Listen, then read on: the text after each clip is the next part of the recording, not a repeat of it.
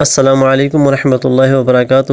محترم سامعین، ہم سب سے پہلے آپ کو خوش آمدید کہتے ہیں اپنے چینل پر۔ اگر آپ کسی چیز کے یا کسی انسان یا کسی جانور کے شر سے تنگ آ چکے ہیں، آپ ان کے شر سے محفوظ رہنا چاہتے ہیں، تو یہ ویڈیو آپ کے لیے بہت زبردست ہے۔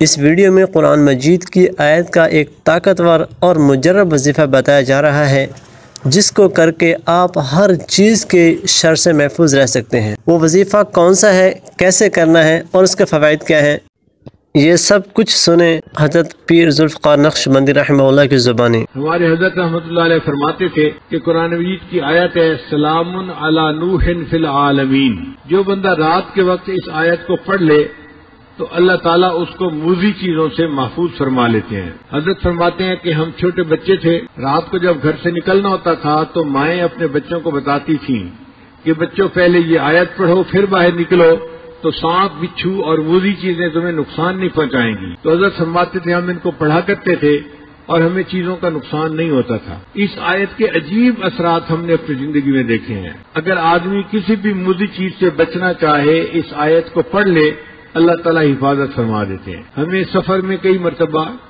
مشکل پیش آتی ہے، ہمارے بیگ کے اندر کتابیں ہوتی ہیں مطالعے کے لیے یا بیانات کے نوٹس وغیرہ ہوتے ہیں، اور آج کل مختلف ملکوں میں ایئرپورٹ کے اوپر دینی لٹریچر جو ہے اس کی بہت زیادہ سختی ہے۔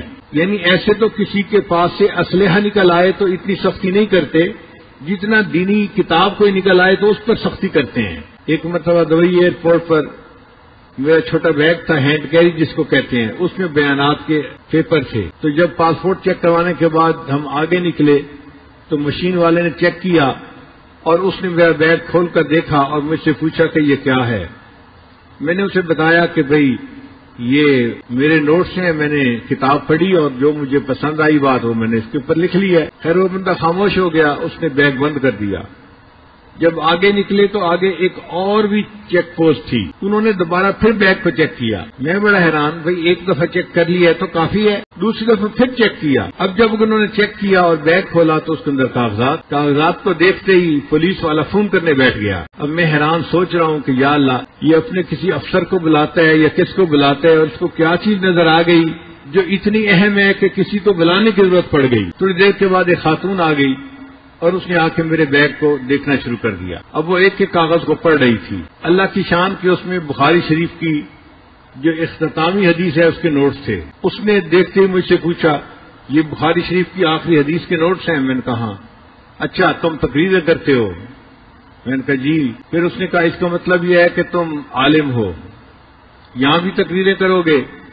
میں نے کہا نہیں، ابھی تو میں یہاں پر 2 دن رکنے کے لیے آیا ہوں، پھر میں آگے جاؤں گا۔ وہ کہنے لگی کہ میں عالمہ ہوں اور مجھے انہوں نے صرف اسی لیے رکھا ہوا ہے کہ میں لوگوں کے پاس جو دینی لٹریچر ہے اس کو دیکھوں اور ان کو یہاں پہ روکوں۔ پھر اس نے میرے سارے نوٹس دیکھے، ان کے عنوان پڑھے، تو وہ مجھے کہنے لگے کہ آپ کسی خاص فقہ کے اوپر تقریریں کرتے ہیں؟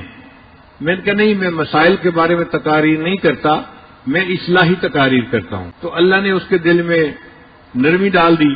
وہ مجھے کہنے لگی کہ آپ اپنے بیگ کے اندر کاغذات نہ لے کے چلا کریں، آپ کو کسی دن ایئرپورٹ پہ روک لیا جائے گا اور آپ کو جو ہے مشکل میں پڑ جائیں گے آپ۔ اب ہمیں فکر لاحق ہوئی کہ یا اللہ، یہ تو روز کا معاملہ ہے، کریں تو کیا کریں؟ پھر وہ مجھے کہنے لگی تھی کہ آپ یہ نوٹس کیوں ہر وقت ساتھ رکھتے ہیں؟ کتابیں آپ نے کیوں رکھی ہوئی ہیں؟ یہ 2-3 کتابیں تھیں۔ میں ان کا مطالعہ کرتا ہوں ہر وقت بیٹھ کے۔ پھر وہ حیران ہو کے پوچھ لگی کہ آپ کتابیں پڑھتے رہتے ہیں؟ تو میں نے اسے کہا کہ اس عمر میں اب کتابیں نہیں پڑھوں گا تو کیا ویڈیو گیم کھیلوں گا بیٹھ کے؟ تو اس بات پہ وہ ہنس پڑی، کہنے لگی اچھا ٹھیک ہے آپ جائیں۔ تو میری جان چھوٹ گئی۔ پھر اس کے بعد ہمیں پریشانی ہوئی کہ یا اللہ، اب ان نوٹس کا کیا کریں؟ ہمیں ضرورت بھی پڑتی ہے، مختلف جگہوں پہ جانا ہوتا ہے، کبھی یہ بیان کرو کبھی وہ بیان کرو، تو نوٹس کا ہونا بھی ضروری اور ہیں بھی پابندیاں۔ تو ذہن میں خیال آیا کہ ہم قرآن مجید کی اس آیت کو کیوں نہ پڑھ لیا کریں۔ چنانچہ اس کے بعد تقریباً 8 سال ہو گئے یا 10 سال، میں جہاں جس ایئرپورٹ پہ بھی جاتا ہوں، جہاں بیگ چیک کرنے کی مشین ہوتی ہے یا عملہ ہوتا ہے، میں یہ آیت پڑھ کے ان پہ پھونک دیتا ہوں، وَجَعَلْنَا مِن بَيْنِ أَيْدِيهِمْ سَدًّا وَمِنْ خَلْفِهِمْ سَدًّا فَأَغْشَيْنَاهُمْ فَهُمْ لَا يُبْصِرُونَ۔ اللہ کی شان دیکھیں کہ پچھلے پھر 8-10 سال میں پھر کسی نے کبھی مجھے کھڑا نہیں کیا، تو جہاں آپ کو کسی موذی سے ایذا کا ڈر ہو اس وقت یہ آیت اگر پڑھ دی جائے تو یہ انسان کو فائدہ دیتی ہے۔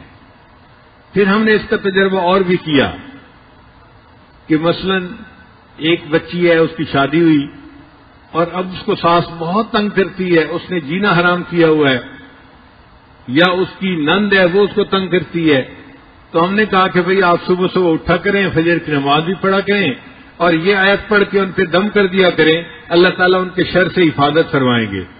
ہم نے جتنے بندوں کو یہ بات بتائی 100% اس کا نتیجہ پایا، ہم نے ہر بندے نے کہا اللہ نے ہمیں ان کے شر سے نجات عطا فرما دی۔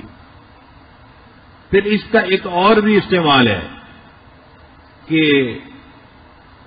بعض بچیاں گھر سے نکلتی ہیں تو اوباش لڑکے ان کو تنگ کرتے ہیں، کالجوں یونیورسٹیوں میں جو لڑکیاں جاتی ہیں، تو اگر وہ اس آیت کو پڑھ کے پھونک دیا کریں تو راستے میں کوئی ان کو تنگ نہیں کرے گا، کسی سے ان کو ایذا نہیں ملے گی، اللہ ان کی حفاظت فرمائیں گے۔ تو اس آیت کے بہت سارے فوائد ہیں جو انسان ظاہری زندگی میں بھی حاصل کر سکتا ہے۔ وَجَعَلْنَا مِن بَيْنِ أَيْدِيهِمْ سَدًّا وَمِنْ خَلْفِهِمْ سَدًّا فَأَغْشَيْنَاهُمْ فَهُمْ لَا يُبْصِرُونَ۔ یہ وظیفہ قرآن مجید کا وظیفہ ہے اور مجرب وظیفہ ہے، اس کو یقین کے ساتھ کریں، انشاءاللہ آپ کو پورا فائدہ حاصل ہوگا اور دوسروں کو بھی بتائیں تاکہ دوسروں کو بھی فائدہ ہو۔ اگر آپ کو ہماری یہ ویڈیو پسند آئی ہے تو اس ویڈیو کو لائک کریں، کمنٹ کریں اور چینل کو سبسکرائب کریں۔ جزاک اللہ۔